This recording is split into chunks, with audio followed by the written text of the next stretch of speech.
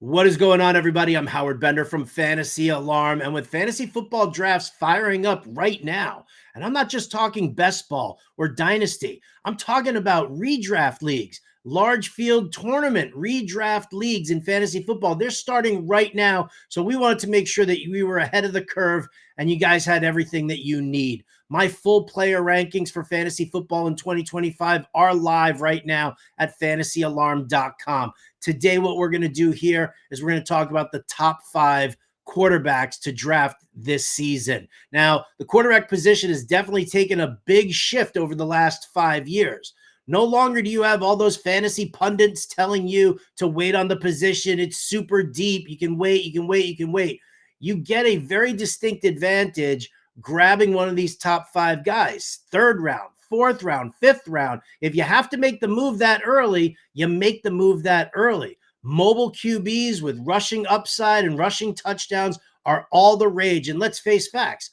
Regardless of what they're passing, if they're able to rush for 40 to 50 yards and get a rushing touchdown, that's an extra 10 to 12 fantasy points in your pocket. So let's get to the top 5 fantasy quarterbacks for redraft leagues in 2025. It begins with Josh Allen of the Buffalo Bills, my number 1 QB heading into the season, the reigning NFL MVP. Now, statistically, he wasn't the best guy that you saw last year, right? He was not even in the top 5 in pass attempts, passing yards, or passing touchdowns. He was 4th in rushing attempts, 5th in rushing yards, 2nd in rushing touchdowns. That's the big number. And I expect him to maintain all of that value. Josh Allen is not going to stop running. We always talk about the fact that coaches want their mobile QBs to run less as they get older. Josh Allen still takes it upon himself, and offensive coordinator Joe Brady knows that this is going to be a feature of his game. So he's just going to work in conjunction with it. And to do that, Joe Brady has built himself a receiving core, built Josh Allen a receiving core, should I say, of a lot of yards after the catch specialists, right? Khalil Shakir, Curtis Samuel's still there. You bring in Elijah Moore. You've got Joshua Palmer in there. So you've got a lot of guys who are very, very similar, but they're all running slants, or they're going to release James Cook. They're going to utilize the tight ends in Dalton Kincaid and Dawson Knox. You're going to have a lot of weapons running all over the field. It's going to be very difficult for defenses to cover everybody. It's going to be up to Josh Allen to not only find where his 2nd or 3rd or 4th option are on the field before he takes off. And we're going to probably see a little bit of a boost in his passing numbers for that. This is their 2nd full season with Joe Brady calling the plays. And I think that this is the way it's been tailored to make Josh Allen stay as a top QB. This passing attack builds up even just a little bit. Allen's going to ball out. My number 2 QB is Lamar Jackson of the Baltimore Ravens. He probably should have been the reigning MVP once again for this year. I mean, statistically, he was a monster. 6th in passing yards, 2nd in passing touchdowns, 1st in rushing yards, right? They didn't really add any receiving weapons. They brought in DeAndre Hopkins, who's not who DeAndre Hopkins once was, but he does still work well in contested catches. You've got Zay Flowers, Rashad Bateman's taken a step forward. You still have Mark Andrews and Isaiah Likely. So the receiving weapons are all there. The big key for Lamar Jackson is having Derrick Henry in the backfield.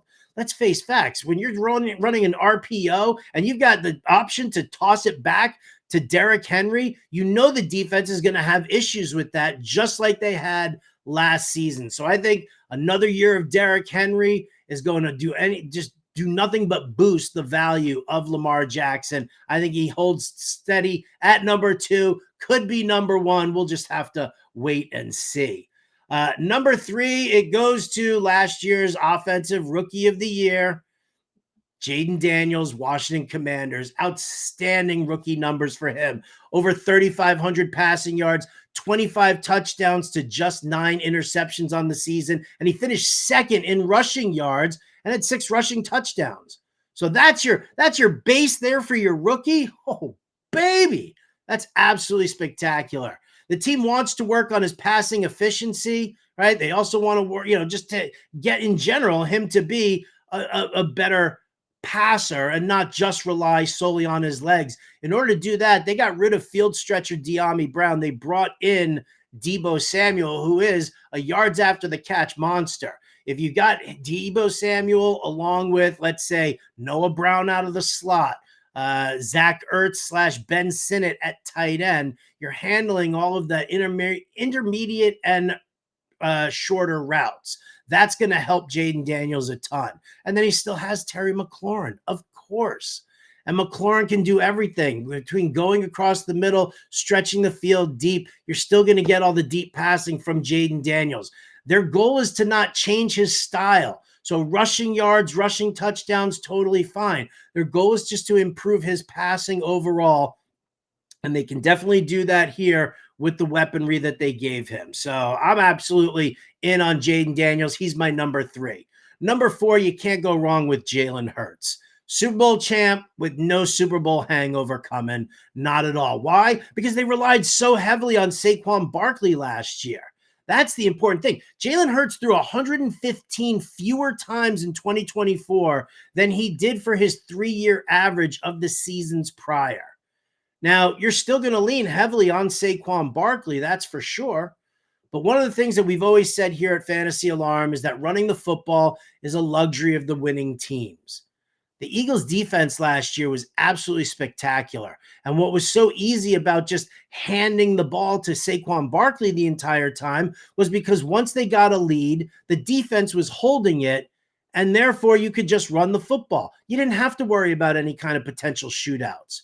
Well, we're going to have to see what Vic Fangio does with this defense. He's obviously the greatest defensive coordinator in the game right now, but they got rid of a lot of veteran personnel and they're replacing it with a lot of young talent. Sure, Fangio, Howie Roseman, and Nick Sirianni have handpicked these defensive players, but it's going to take a little bit of time for them to gel.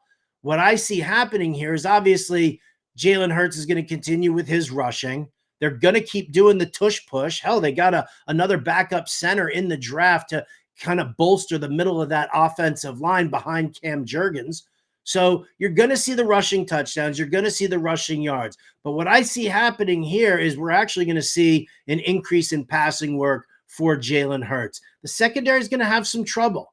And while teams might not be able to run on the Eagles, they might be able to pass on them pretty well. And if that's the case, we sort of get like a little bit of a shootout vibe here. So I expect A.J. Brown, Devonta Smith to both kind of take a step up in their production because Jalen Hurts is not going to pass as fewer times as he did in 2024. So he locks in at number 4 for me. And then finally, number 5, well, you got to give it up to swaggy Joe Burrow of the Cincinnati Bengals. And let's face facts, Burrow's a beast. His passing targets are amazing. Jamar Chase, T. Higgins, they got Mike Gesicki, Andre Yosivas. Like they've got a great solid group. And listen, the team invested in that. And let's face facts. Joe Burrow last year, he passed for 652 pass attempts last year. 652. He threw for nearly 5,000 yards. He threw for 43 touchdowns.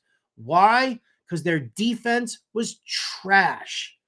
Absolute trash. Now, in the draft, they start sort of like, they built up, got some linebacking help. They got some defensive line help.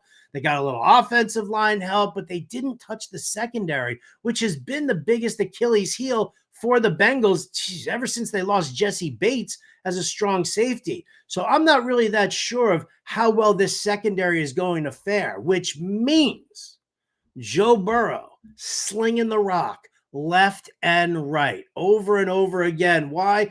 Because that's how the Bengals won games last year. That's how they're going to start winning games again this season. I would like to see their defense shore up a little bit for the overall, but not having a strong secondary makes Joe Burrow and his weapons even more powerful.